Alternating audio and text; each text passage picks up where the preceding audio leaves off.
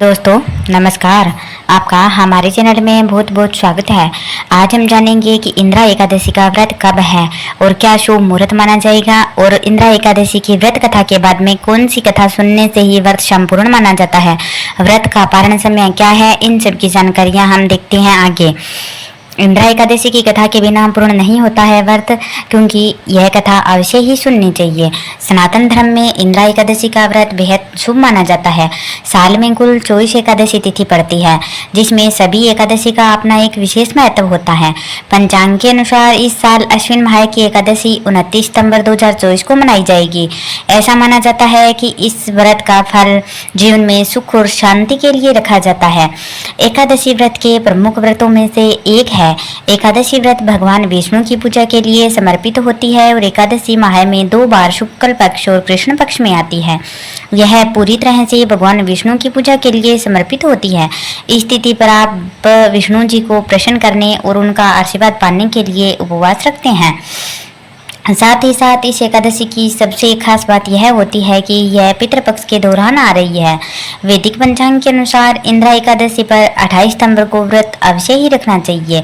इससे पितृदोष से भी मुक्ति मिलती है। इससे जुड़ी हुई पौराणिक कथा के बारे में जानते हैं। पौराणिक कथाओं के अनुसार सतयुग में इंद्रसेन नाम का एक राजा था, जो महेश्वती नगरी में राज्य करता था। उसे सभी भौतिक सुख प्राप्त थे। एक दिन नारद मुनि राजा इंद्रसेन की सभा में उनके मृत पिता का संदेश लेकर पहुंचे। नारद जी ने राजा इंद्रसेन को बताया कि कुछ दिन पहले उनकी भेंट यमलोक में राजा के पिता से हुई थी। राजा के पिता ने नारद जी को यह कहा कि उनके जीवन काल में एकादशी का व्रत भंग हो गया था, जिस वजह से उन्हें अभी तक मुक्ति नहीं मिल पाई है और वह अभी भी यमलोक में भटक रहे हैं। यह संदेश सुनकर राजा बहुत दुखी हो गए और उन्होंने नारद जी से अपने पिता को मुक्ति दिलाने का उपाय पूछा, जिसका हल निकालते हुए नारद जी ने बताया कि अगर वह अश्विन माह में पड़ने वाली इंदिरा एकादशी का व्रत रखते हैं तो इससे उनके पिता को सभी प्रकार के पापों से मुक्ति मिल जाएगी, साथ ही बैंकुट धाम में स्थान प्राप्त होगा। इसके बाद राजा ने इंदिरा एकादशी व्रत का संकल्प लेकर भगवान विष्णु की विधिवत पूजा की। साथ ही राजा ने पितरों का श्राद्ध किया, ब्राह्मण भोज और उनके नाम से क्षमता अनुसार दान पुण्य भी किया, जिसके परिणाम स्वरूप राजा के पिता को मुक्ति मिल गई और उन्हें मोक्ष की प्राप्ति हुई। इतना ही नहीं, राजा इंद्रसेन को भी मृत्यु के बाद बैकुंठ धाम की प्राप्ति हुई। साथ ही साथ यह आज भी लोग इस व्रत का पालन भक्ति भाव के साथ करते हैं और हर प्रकार के पितर मोक्ष और पूजा पाठ के लिए भी यह व्रत रखा जाता है। एकादशी व्रत के बारे में अनेक विधि पूर्वक इस व्रत को रखना चाहिए, जिससे संबंधित कुछ नियम हैं। एकादशी के दिन सुबह जल्दी उठकर स्नान करें और पूजा कक्ष साफ करें। व्रत और पूजा का संकल्प अवश्य ही लेना चाहिए। बिना संकल्प के व्रत को अधूरा माना जाता है। भगवान विष्णु और माँ लक्ष्मी की मूर्ति की पूजा करें। भगवान को गंगा जल से अभिषेक करें और पुष्प और तुलसी दल अवश्य ही अर्पित करें। भगवान को सात्विक चीजों का भोग लगाएं। दिन भर श्री हरि के ध्यान और जाप में लीन रहें। किसी की भी निंदा न करें। एकादशी के दिन साबुन का इस्तेमाल नहीं करना चाहिए। तामसिक चीजों से परहेज करना चाहिए। एकादशी के दिन दान करना अच्छा माना गया है। सामर्थ्य के अनुसार आप वस्त्र, जल, आभूषण, आसन, पंखा और फल इत्यादि का दान कर सकते हैं। व्रत खोलने के बाद में आप चावल का ग्रहण कर सकते हैं।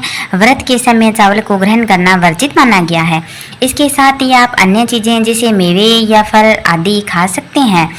एकादशी का व्रत दसवीं तिथि से ही शुरू हो जाता है, इसलिए दसवीं तिथि की रात्रि में नमक का सेवन करने से बचना चाहिए। इंदिरा एकादशी के व्रत का पूजा का शुभ मुहूर्त सुबह 4:36 से 5:24 तक है। वहीं अभिजीत मुहूर्त सुबह 11:47 से दोपहर को 12:24 तक है। राहु काल सुबह 9:11 से 10:41 तक है। राहु काल में किसी भी प्रकार की कोई पूजा का कार्य नहीं करना चाहिए। व्रत पारण 29 सितंबर को किया जाएगा। इसका शुभ मुहूर्त सुबह 6:12 से सुबह 8:35 तक आप व्रत का पालन कर सकते हैं। हिंदू शास्त्रों के अनुसार एकादशी व्रत जलाहार या निराहार रखा जा सकता है। फलाहार व्रत करने वाले व्यक्ति सिर्फ फल का सेवन करते हैं, जबकि जलाहार व्रत में सिर्फ जल का सेवन किया जाता है। इंदिरा एकादशी हिंदू धर्म में बहुत ही ज्यादा महत्व रखने वाली एक प्रमुख एकादशी है। यह व्रत पितरों की शांति, उनकी आत्मा की मुक्ति के लिए समर्पित होता है। इंदिरा एकादशी पद्मा है कि कृष्ण पक्ष की एकादशी तिथि को होता है, जो आमतौर पर सितंबर के महीने में पड़ती है। इंदिरा एकादशी का व्रत एकादशी का अर्थ होता है कि 11 और यह व्रत विशेष रूप से भगवान विष्णु की पूजा के लिए ही समर्पित होता है। धार्मिक मान्यता के अनुसार इस व्रत का पालन करने से चाहे कोई भी प्रकार के पाप किए हो उससे मुक्ति मिलती है और मोक्ष की प्राप्ति होती है। विशेष रूप से एकादशी व्रत के कई प्रकार होते हैं, जैसे मोहिनी एकादशी, निर्जला एकादशी, योगिनी एकादशी और कामिका एकादशी, जिनका अपना अपना अलग अलग महत्व और पूजा विधियां होती है। एकादशी व्रत चंद्रमा के चक्कर के अनुसार हर माह में 2 बार आता है। हर महीने 2 एकादशी और पूरे साल में कुल 24 एकादशी व्रत रखे जाते हैं। व्रत के दिन भक्त विशेष पूजा अर्चना करते हैं और उपवास रखते हैं। उपवास के दौरान अधिकतर लोग अन्न जल का सेवन नहीं करते हैं। व्रत रखने वाले लोग दिन भर भगवान विष्णु के मंत्रों का जाप करते रहें और भजन कीर्तन में समय बिताते रहें। एकादशी व्रत का पालन करने से मानसिक शांति मिलती है और इस दिन दान और पुण्य कर्म करने से भी विशेष लाभ प्राप्त होता है, जिससे कि पुण्य की प्राप्ति होती है। रात्रि में भी सोना नहीं चाहिए, रात्रि जागरण अवश्य ही करना चाहिए।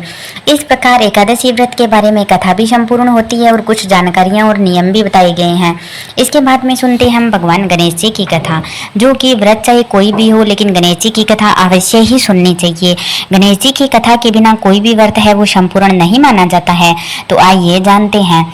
गणेश जी महाराज की एक पौराणिक कथा के अनुसार गणेश जी की बनावट के चलते कोई भी शादी करने को तैयार नहीं था। इससे उन्हें बेहद ज्यादा क्रोध आया और वो दूसरे देवताओं की शादी में खलल डालने लगे। इससे देवता परेशान होने लगे। फिर सभी देवगण ब्रह्मा जी के पास पहुंचे और उनसे अपनी परेशानी कही। तब ब्रह्मा जी ने अपनी 2 मानस पुत्रियां रिद्धि और सिद्धि से कहा कि वो गणेश जी के पास जाएं, और रिद्धि सिद्धि ने ब्रह्मा जी की बात मानकर गणेश जी के पास गई और उन्हें शिक्षित करने लगी। जब जब गणेश जी के पास किसी की शादी की खबर आती तब वो दोनों उनका ध्यान भटका देती। इस तरह सकुशल देवताओं के विवाह संपन्न होने लगे। लेकिन गणेश जी का क्रोध यह देखकर और बढ़ने लगा। फिर एक दिन गणेश जी के सामने ब्रह्मा जी ने रिद्धि सिद्धि से विवाह का प्रस्ताव रखा। यह प्रस्ताव गणेश जी ने स्वीकार कर लिया और फिर भगवान गणेश जी के साथ रिद्धि और सिद्धि का विवाह संपन्न हुआ। इस प्रकार गणेश जी की कथा संपूर्ण होती है। अगर आपको हमारी एकादशी की व्रत कथा और गणेश जी की व्रत कथा अच्छी लगी है तो प्लीज हमारे चैनल को लाइक करें और सब्सक्राइब अवश्य ही करिएगा। बहुत बहुत धन्यवाद।